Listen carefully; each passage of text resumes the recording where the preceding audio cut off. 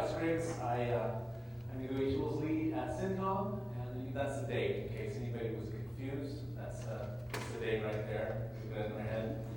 Cool with that. Should I go forward here?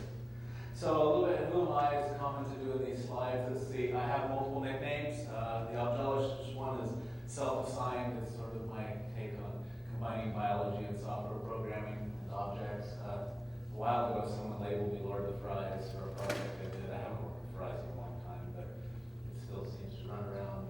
I've been using been using what became VisualWorks since 1991. And I was one of the topics beta testers back at a former employee. And now I do this. I've come over the years. So I've been using it for almost 20 years. I've been using this product. I realized the other day. That's a good long run. It's been good to me. I enjoyed it. I'm also a big Lego fan. And does that show up okay? Or is the color just completely washed out? It's black. Wow. It's not black on my screen. Oh, you guys are just missing out. I'm not going to worry about that right now. Anyway, I'm a big Lego fan, and we need to tell a little bit more about ourselves. We love small talk, but this is a small talk balloon built in Legos. And I'm also the kind of guy that would, listening to Dave's Sam Adams talk yesterday, sit down and write a little script for the image to discover just how many selectors in the image have adverbs in them, and there they all are. So if you wanted to kind of get a better feel for what Sam was talking about yesterday, every one of those adverbs shows up in a small talk method in the VisualWorks image. I was impressed by it. There are 65 of them after I filtered out some of the false positives. It was interesting. So yes, I enjoy kind of using the reflective powers of the image and doing cool things with that. So a problem statement. Issues with VisualWorks emulated widget sets. I've been working with this for a long, long time. As Art said, this debate's gone backwards, forwards, frontwards, sideways. They should be things that people are probably pretty clear about. It's a moving target. Windows 3.1, Windows 95 looks a lot different than Windows 7. And even in interim releases such as Lion, Mac OS X Lion will tweak their look and feel inside of minor releases sometimes. And keeping up with that is difficult because you're never done. It's one of those projects, once you commit to, you will be doing forever. It's just hard to find enough manpower to do it. It takes a lot of time to do the screen grabs and look at how all the pixels match up and everything like that. And we're at a point, at least given our current graphics technology, with anti-aliasing and blending and gradients and stuff like that, where it's gotten really difficult to actually just draw a line and things like that to try and emulate it. So you end up doing a lot of screen grabs and things, but even then that's difficult because anywhere where you've got anti-aliasing on the edges, you've got to worry about what the background color was and fold that back out of it. So the composition makes that really tricky. There are a lot of big systems written using this stuff, and a lot of people, a lot of education on how to do it. So this creates a sense of, you can't just start over again. There's a whole bunch of people doing a lot of this stuff. It would be bad of us just to throw it all away. So that's the problem statement I deal with in my job pretty regularly, and this talk in some ways is about me trying to wrestle with some of those issues. So anatomy of widget. This should be pretty classic stuff, but I had fun using animation. So in the beginning, somebody came up with the idea that we should have views, and views draw things. This was a pretty good idea. And then, since I guess I have to do this back here like that, pull it backwards. I said we should have a controller. Now, MVC has been around in many patterns, but in the VisualWorks idea, the idea with controllers was that they would deal with pesky users. All your events, mouse events, keyboard events, this was the object to deal with them, the view would draw them. And for this to work out, they had to get really, really friendly.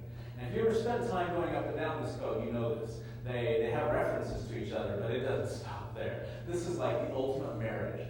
Generally, we believe in encapsulation of objects, but pretty much these two objects pretty much open their guts to each other, and they're just constantly talking back and forth. And I don't know which one. Never mind, I don't even go there. We can make gender jokes here, but that would probably get me in trouble.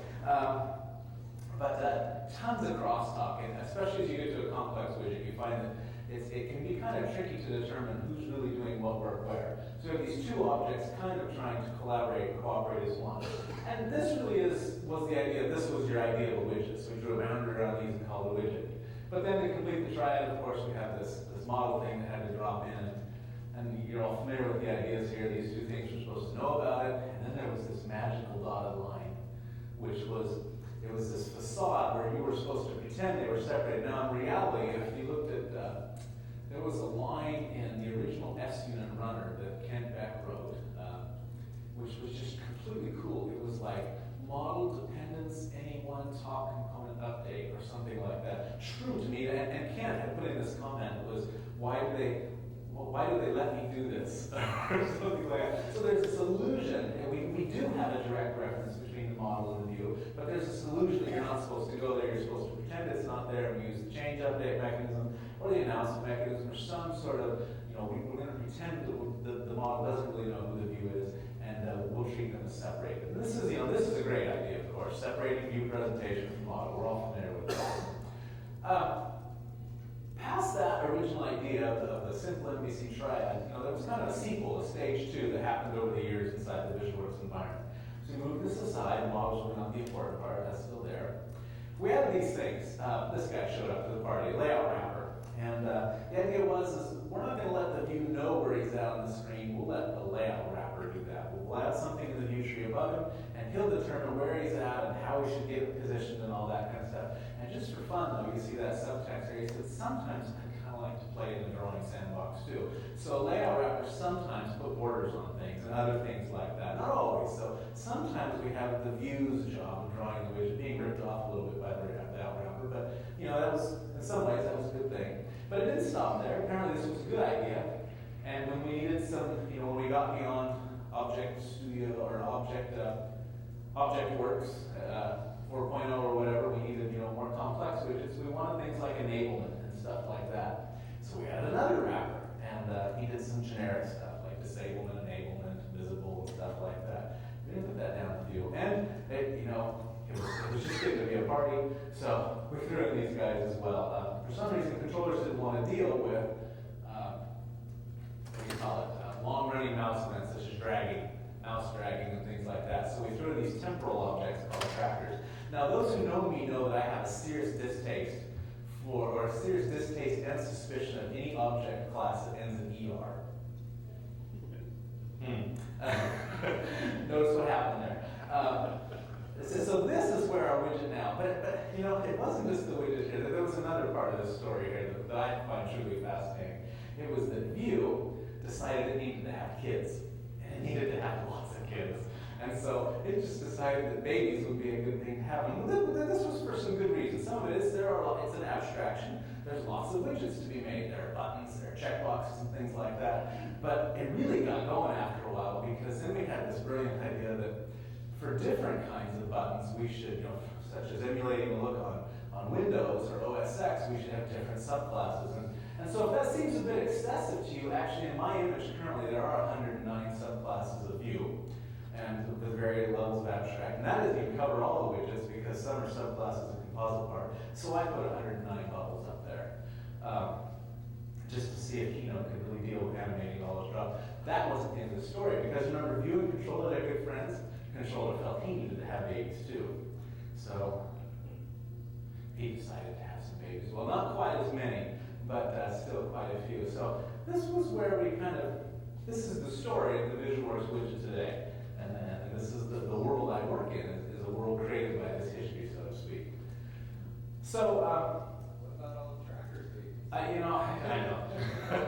There's a whole, the picture's bigger and more complex than that, I agree. But I was tired of doing build animations, so it was fun at first. After 109, it was just copy repeat as fast as I could. So some of the ideas here laid down in the annals of time with MVC and propagated by the VisualWorks model, some of them didn't quite hold out as well, maybe as we hoped they would in original days.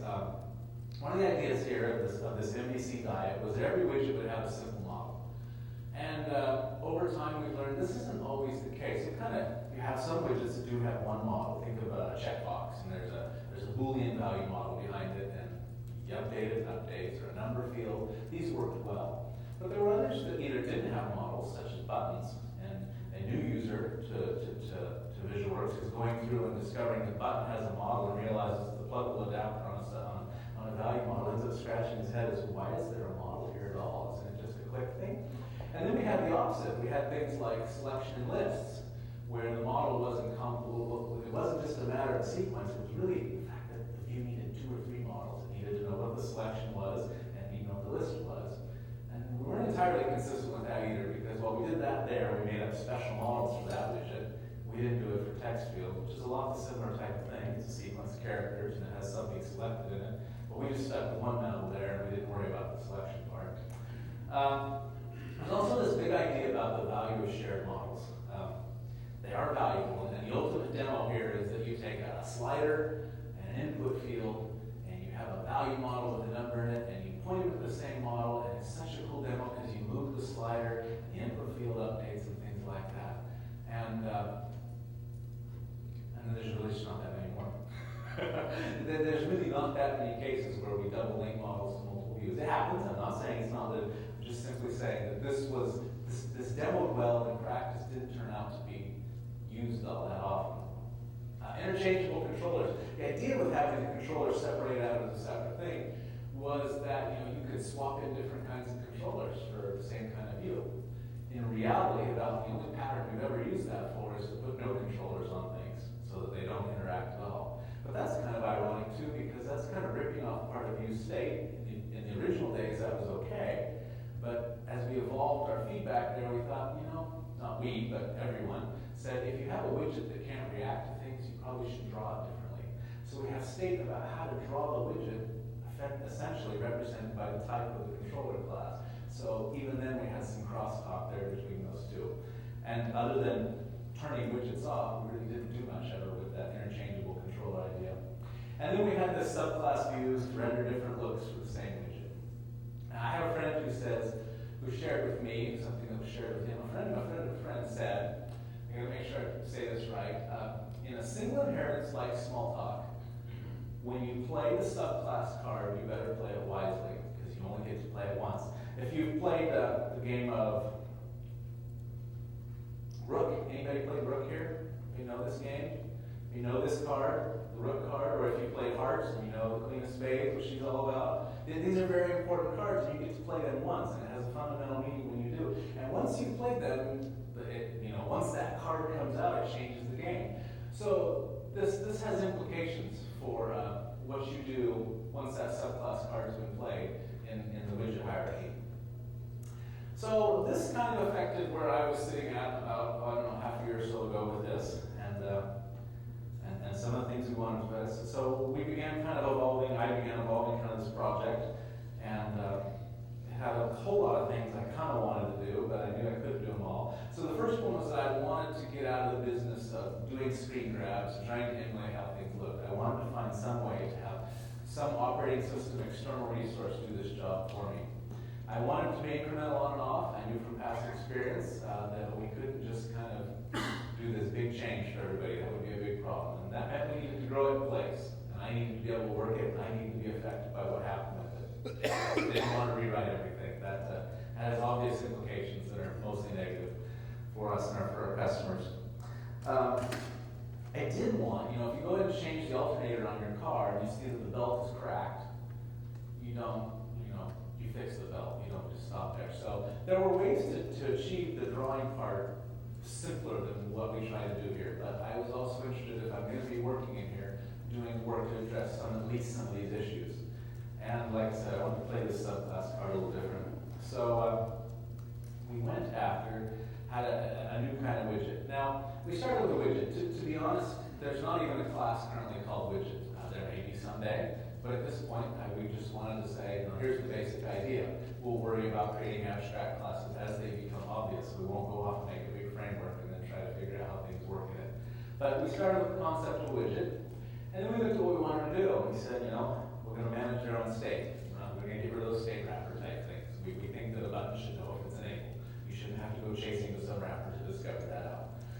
It's not the Boolean. It's not complex. It's not going to hurt it. Models, we said that, this is kind of interesting. We think that the model view idea is good, but we think that sometimes there are things in the VisualWorks system where it's too calcified and too dependent, where we have problems with people who need that model. It's like they can't think about a widget until they've thought about a model. And And sometimes it doesn't work so well. Consider, for example, a checkbox. Nowadays, you see checkboxes are usually on and off, but sometimes in some UIs you see checkboxes that have a partial indicator. Well, now you don't have the Boolean value model working so well anymore. We didn't want to be tied so directly to our models and those interpretations affected what the widgets could do. So we wanted the ability for a widget to be able to say, link up to this model and do the right thing, but if you just want to drive it yourself, you have callbacks or whatever, knock yourself out. This was a pun. We decided to meet the framework halfway, basically. Said, boy, if we get into the layout wrapper, there's just a whole lot of stuff there.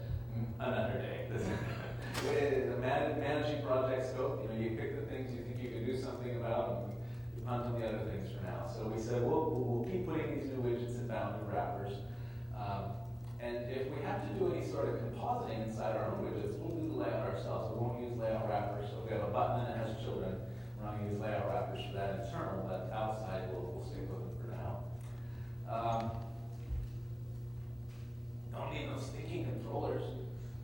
Put Cheech and Chong on my head when I say that. We said, widgets nowadays, the idea of having a separate controller to deal with user interactions is really where it's at. So we think we can just do that internal to the widget. There was a little side hint there. When you do, when you work with HTML or any sort of web technology, you can take just about any widget specification, put as many attributes as you want on it for your own personal application purposes.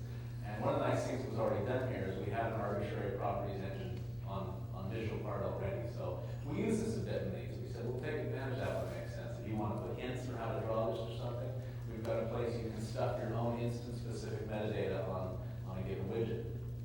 But when it came to drawing stuff, this whole diet about fattening the widget up went the other way. We said, we're not going to draw. Somebody else can do that. So our strategy for drawing things was to use a strategy pattern, basically, or a policy pattern. We said, we'll take an object and we'll delegate all the drawing routines to that guy. And he'll do the painting, and he might even do some queries to help inform layout. How big should this button be in this? Well, if, for this given look, I need to take the label and then add 12 pixels around all the edges or whatever. So let him participate in returning values based on the widget that help with layout or other queries, and we can display. But the important part is that he is stateless. He's completely stateless and reentrant. This really is, and it's very un-object-oriented in some ways. This is an object-oriented system. We want also object to state. We say, no, in this case, we want complete statelessness here so that you can have all that state remaining in the widget, and then we have different pluggable policies that don't carry a bunch of state with them and have to require rebuilding. In the current VisualWorks thing, when you reboot on a different look and feel or change chameleon look and feel, you have a problem because a lot of the state about how to draw things is embedded in the widgets, if nothing else in their class type. And so you have to flush the entire view tree and hope that you can rebuild it the same way you rebuilt it initially. Hope that any hooking up you've done a widget since then can be repeated. This is very problematic. We said if it's stateless, we don't have that problem. We just replace a different set of functions and away you go. And this allows us to change flows on the fly. We have a widget that likes to be fuzzy red, or one that likes blue angular is all cool, or my favorite one. They really shouldn't give me tools like this. I really just have so much fun. We're just playing at you. So a couple more ideas about these intific thingies. I said they tend to be large, flat collections of methods. Both the Windows one and the OS one, so they're just big function objects that look like DLLs. They make you feel kind of dirty when you work with them, I'll be honest. But at the same time, the results we get are kind of cool. They have these, they have a pattern for displaying things and for querying things. And we have DNU handlers that deal with those. And this is nice for as you're beginning to develop a new skin. That way the thing works. It just starts emitting, well, you need to implement this method, this method, this method doesn't crash and blow up on you. Nice thing also is you can customize them at any level. You can put them in the window. A view will walk up the view tree to its window and say, so what skin should I use? And he'll go out and get the current setting. But if you want to have a skin just specific for a view, you can put it on it via its skin property. And so you can have an instance-specific skin. You can come along and say, well, this one button, we want to look different. We don't care about the look and feel or anything. We just want it to look this way. Or we want to use button. And so you can make your own limited skin that just does the button API and attach that to the button via the skin property. And voila, it will draw that way. And do that on the fly. You don't have to worry about having to make new classes out of the skin or there or anything. So the first one we did was what's called UX theme skin. UX theme is the Microsoft technology that they use to skin their own UI. There's a big irony to me here that the operating system is accused of closed-mindedness and all that kind of stuff. They actually have what I consider the best skinning technology of all the platforms. This was done originally for Windows CE, so the Windows CE could look a little different than Windows. They want to use the same thing but tweak it a little bit. And it is just a big re-engined sort of function. It has some basic services for drawing a given widget in a given square. You can make queries about sizes, so you see kind of some similarities between what we mapped up into the Smalltalk world. They take all their states and dumb them down into a class, such as button, and then different types of buttons, such as checkbox, radio button, and other buttons. And then they have all these different states. It's a press, it's a hot, or whatever. Some maintenance issues that, with this, though it does mean it's close, but there are new states that show up from operating system. A lot of the stuff just works. Like when we were doing scroll bars, it turns out that there were new states added from Windows 7 that weren't there in XP, so we had to deal with that. It's not a complete slam dunk as far as just draw this button here with this state in this class. You still have to deal with the fact that as they evolve these, there's work to do. And it doesn't work with the Windows Classic experience. We figure if you're wanting VisualWorks to look like the Windows Classic experience, you're not really interested in anything we might be doing with skins anyway. Your whole statement is we want it to look like it used to, not like anything new. I was going to show a little bit of this, and I just realized that doing this with the trackpad could be interesting. I had disabled my mouse there. So part of how we do this.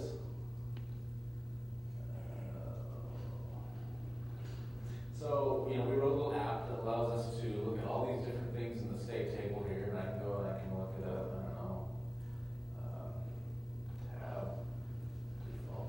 tab body. And this allows me to pretty quickly kind of go through and figure out how these map to things I'm seeing in the UI. And here's a top item. So this is how I take this and then figure out what pieces to draw on the screen where, use something like this.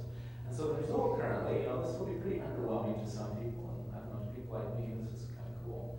It kind of depends. Some people just don't notice this stuff, and for some other people, it just really grates on their nerves. So this is the current Windows XP look here.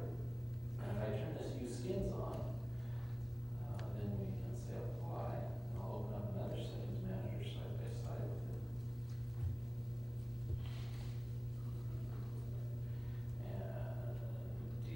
That bug later.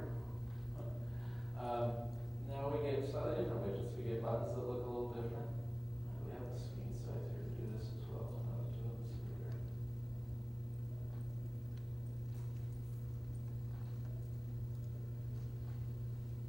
So for someone like me, when I see these buttons at the bottom, I go, oh, thank you. That's different. That looks better. When they hover over, I see the gradients and alpha and things like that. Other people don't notice as much, and if you don't, that's fine. You don't have to get excited about it. For me, it's cool, but I recognize what it is. And the scroll bar is the same way.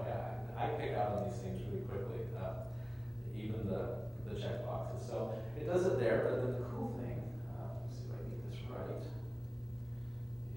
is when I go here, I get the same effect here. And like I say, for the most part, we had to do a little bit of scroll bars, but for the most part, we didn't do any work here to make this work.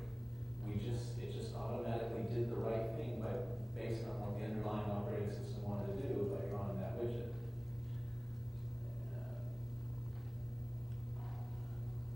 And in this case, you won't see it very well. The UX, the XP current skin, took a lot of time. I remember when they did it, but it's actually done pretty well. So you actually don't see that much difference. The buttons you can tell the gradients on them a little bit. But in this case, you don't see much difference. But as far as moving forward to Windows 7 or Windows 8, when Windows 8 comes out, it means that other than making sure that we don't have states that have gone out of use, pretty much good to go, and I don't have to do any work. And that was a big part of where I wanted to get. I didn't want every operating system to screw us because every time it happens, this is what happens. So that's where we're at with the UX theme. That's, like I said, that was kind of the guy that drove this to begin with. So we did some other ones though. We also did OS X. OS X is not meant to be themable. Apple's not really into that kind of thing. In case you hadn't noticed, they're big into their look and their feel and managing that. But ironically, they do make it rather easy to do. They just don't publish it. They have all their artwork is stored in an artfile.bin. It's a big proprietary database of all the graphics you see.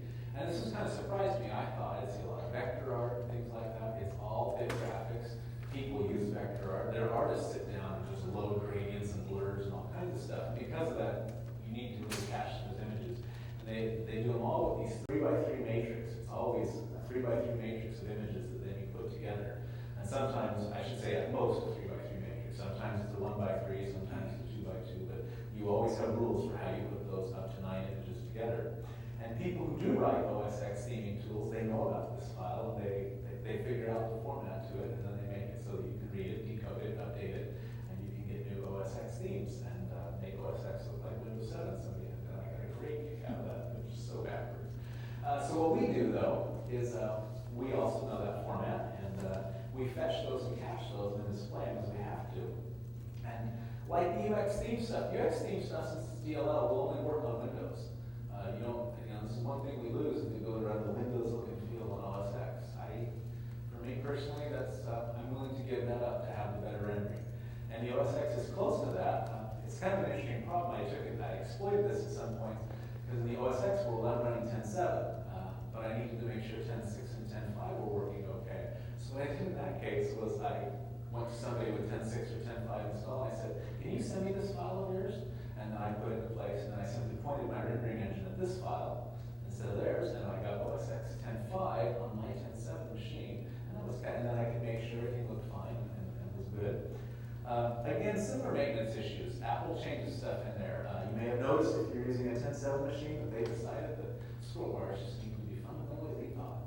And so all the old entries for scroll bars are gone in the new database, and we have to fork based on which version and get the right set of graphics out of there and do the right thing with them. Scrolling on the Mac is probably one of the more interesting, challenging things because of their new over-the-content scroll bars. I think I have this running somewhere, and I can show it again. Here it is right here.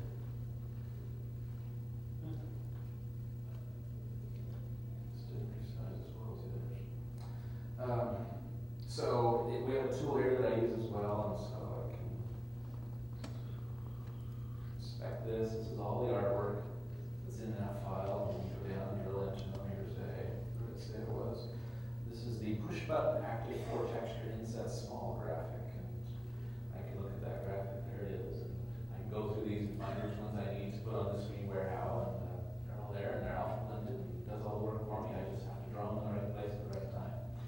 And it just works as I move from operating system to operating system. Other than the maintenance issues of making sure the entry is the same, I don't have to do any work there for push buttons or anything. Apple changed their push buttons. They used to be the round toothpaste blobs.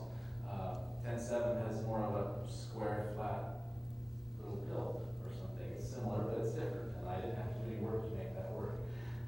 Here I will.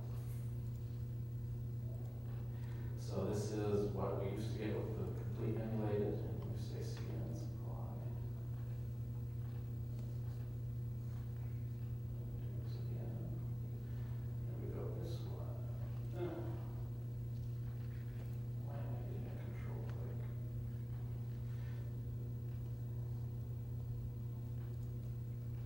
So, since I do a lot of my development on OS X, this is essential for me. I can't handle these old buttons. They drive me nuts. And I really like having the new buttons in VisualWorks as they should be. I like having the new scroll bars, although I don't usually have those turned on because I'm still working those out. I wish I'd done menu buttons. I'd have this view just about completely emulated if I'd done the menu buttons earlier. But for me, this makes a big difference. It makes me feel comfortable and happy. It works. I guess I should show that I didn't show this earlier, but the browser's going to work. If I click the right button. Browser has it. The workspace has it. These are all working with the skin stuff loaded. I think we can open all the tools, the file manager, etc. I use the settings tool because it has the most set of actual widgets to compare against each other.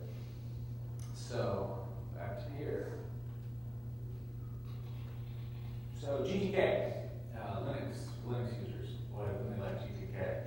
Following is my impression from my studies. Somebody's welcome to come and say, no, you're wrong. It's like this. I'd love it if someone would, because my impressions of my studies haven't been so positive. GTK is themable, but not so reusable, unfortunately. They use multiple C library theme engines. You have like 14 of them. Everybody can write their own C library. And each has its own resource format for graphics and things like that. But the widgets still do most of the work. It's actually pretty limited what those theming engines do for them. The widget still says I'm going to draw a line around the button or a border. And so the ability to just completely redefine how a button works inside GTK really isn't there. This was hugely ironic to me that Microsoft was the easiest one, the most flexible, and the Linux world, these are the people that gave us Sawfish, the window manager that could launch the space shuttle, could make something that was more flexible and reusable, and I was having so much trouble here.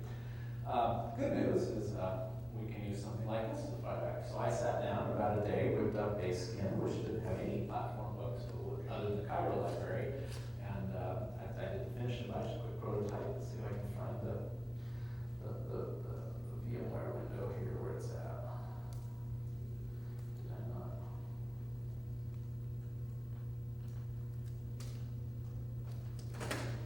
Didn't bring this one big enough for that. No. Here it is.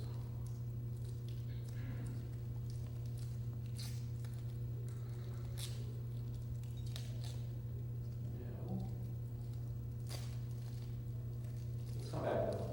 I'll do this after here. So I did a Cairo look and feel real quick, and I did it off when I used Mint, and I just took KDE look and feel and cloned it as best I could. It took me about a day, and I had something that looked a whole lot better on Unix than our current motif look. And I will find the VMware session that resized itself somewhere in the middle after this. So the status of stuff, like I say, you can turn it on or off. You saw me do that. It is loaded in the 7.9 build. You don't have to load anything. It just is in there, so it's part of the release, but it's not enabled by default. Let you turn that on. We've done the simple widgets. We wanted to start small and work out kind of some of the more fundamental issues first of all, such as how to get state wrappers working, or how to work in the same world without state wrappers. And then we decided we should do something bigger, and we probably made a mistake here, I think. But we'll chat it through. We said, let's go scroll bars and scroll panes. There's lots of scroll bars all over, and that would look good if we did those. This has turned out to be much harder than I thought. And it's, it's very much a feel your way through. It's not so much making the look and feel is the hard. It's how to make it work inside the existing system without breaking everything and blowing and requiring customers to rewrite and everything like that. That's the hard, tricky part, finding that right balance. But we'll see. I hope to get something working for scroll bars in the 7.9 build, so that's there. It's very much a work in progress, though. For this to work, really what we need is I use it every day, so I'm comfortable with the fact that the IDE runs well with the skins enabled, because I don't ever turn it off, and I use it under all the platforms. So that works well for me. The question is what tricks and what things have other people done in end user applications, and unless we start, we need some feedback to find out. I turned on skins for our application, and this blew up because we were hoping we could always do this, and we need to arbitrate whether that's worthwhile to address or not. From a roadmap point of view, we're going to sit down and do some more simple widgets after we get the scroll bars done, sliders, combo boxes, and then we'll start working on some more complex ones like tab controls and lists. Lists and text editors are actually interesting because we actually don't have different subclass views for those at this point. You get the same list widget for all look and feels, different borders with the same list widget, same as a text editor, but we probably need to do some stuff there. And then you get into this general borders problem. How do you border things with platform look and feels? And it's an interesting problem nowadays because borders themselves have got interesting. On Linux, if you take a list, it's a scroll list, the border goes on the inside, so on the list, not around the scroll bar. But on Windows, Apple just doesn't even put a border there anymore. And Microsoft feels it should still go outside like it always used to. Linux wants to have 3 buttons, and Apple wants to put the content right over it. So you have a bunch of interesting problems. And Windows 7 thinks that when you hover over it, that border should highlight. So that border needs to be very much an active thing, not just a dead wrapper. So there's some interesting challenges that I have to work out, which is borders in general. Some challenges here, a couple of challenges I've dealt with so far here. I wrap up here. One of the nice things is that I haven't had change hardly any UI code. We worked hard, I blew up a lot of images, but but for the most part, other than there was some truly nasty UI builder code that generates the error notifier window, and I mean truly nasty. Every anti-pattern that existed was in the same method. It was in there that we had to tweak it, still using UI builder and doing it all programmatically and stuff I would never want to see done, but other than tweaking it slightly so that it would work, we haven't had to change anything else throughout the system to make it work with skins. That makes us hopeful. One of the ways we did this, one of the biggest problems was all this component app, widget app stuff that people do from their application model code. We did this because we took out the widget state wrapper, but component app is smart enough to return something that is still API compatible with those. Always come back there.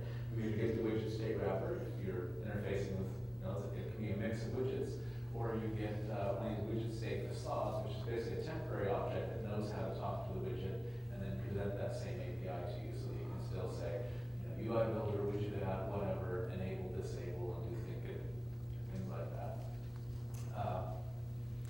When it comes to self-surgery, this is like trying to change your engine while driving down the road.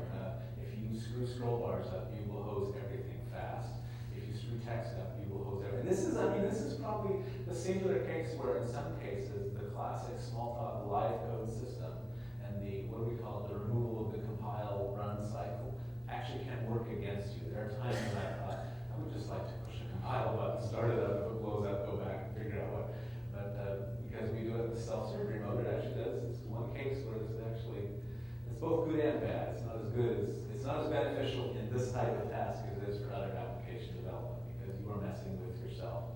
Use a lot of conditional tricks like input state, default shift down, everything I put in, first thing I do is put a hide on it like that. Well, let's do it if I hold the shift key down. That way it doesn't keep doing it all the windows. It's a good way to get hundreds of error windows fast. This classic, on error, just keep going. And just log me there, just charge on. I use a lot of that. And you publish save often to deal with this. The complex widgets are a challenge as well because when you're replacing these 4 classes with a single class and you have to deal with some polymorphic things, that's relatively one thing. But as you get into the complex widgets, you get into the ways they all interact with each other. And as you're trying to do this, that's beginning to raise interesting questions about how far you can go with that. We'll keep charging forward. The scroll bars, like I said, has been interesting there. We'll see what happens. And the scroll bars are very intertwined with scroll value models and border decorators and stuff. So our approach there, one of our approaches has been, let's just replace border decorator with a new kind of border decorator, and we'll see how much mileage we can get out of that. And text stuff. At some point, we want to be able to display text with the platform as well, so that you get the correct font, and the correct underlining and shadowing, or whatever they want to do for a button. We let them do that. And that brings us to this classic questions point. 11:59, it's almost lunchtime. Any questions before we go eat? Yes, Chris. You knew I was coming.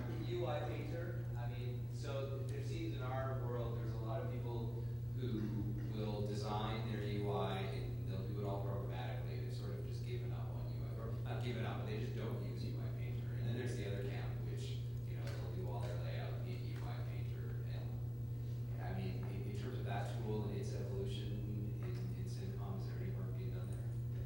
Oh, yeah, there's work, but it's, not necessarily addressed by this, I guess. So everything you painted with UI Painter works here. All those windows still come up. But inside of this project scope, no, that didn't.